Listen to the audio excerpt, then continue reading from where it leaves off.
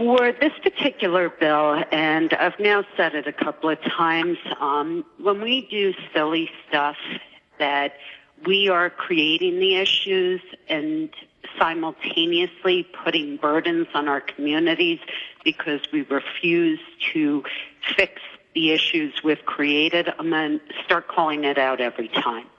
This particular bill is requiring all of our municipalities in the state to do a municipal master plan to include a climate change hazard assessment.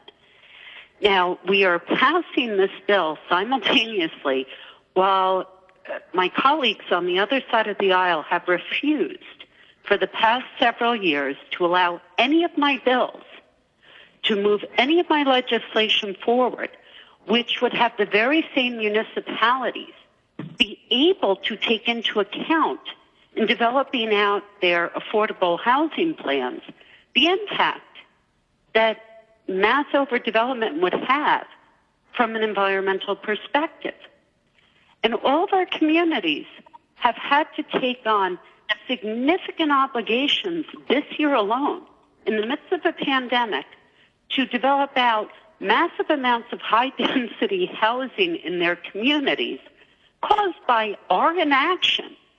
And today we're going to do a virtue signal bill that now is going to impose additional burdens on our communities and our property taxpayers who are going to have to pay for it, to say, well, now that we've refused to provide you with any relief, now that we have refused to allow you to take into consideration any of the environmental impact in your communities, we're now going to have to make you hire additional people to now do a municipal master plan to include a climate change hazard assessment.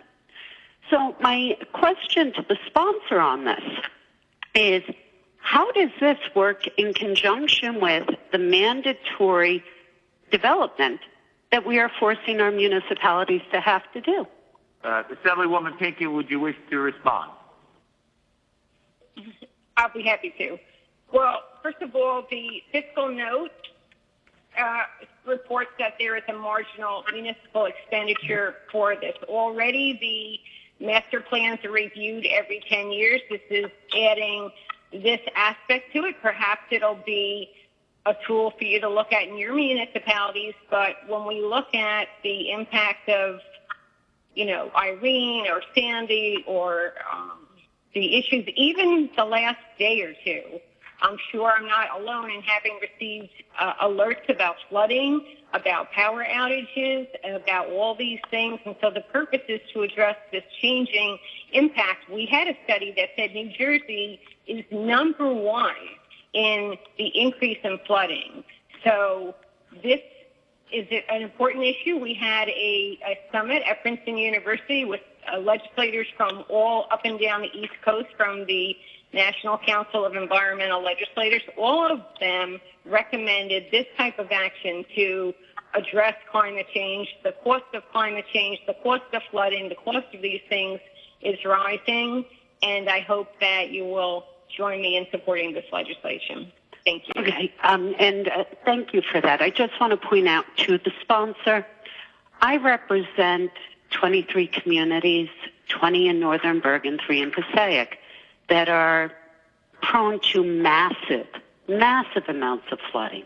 In fact, we've expended millions upon millions of dollars to actually acquire properties pursuant to Blue Acres and Green Acres because of the massive flooding in our communities because of overdevelopment.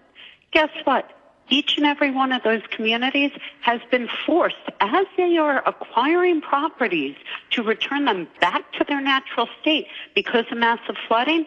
They are being forced to currently build hundreds upon hundreds of units in those very same communities because we won't do our jobs.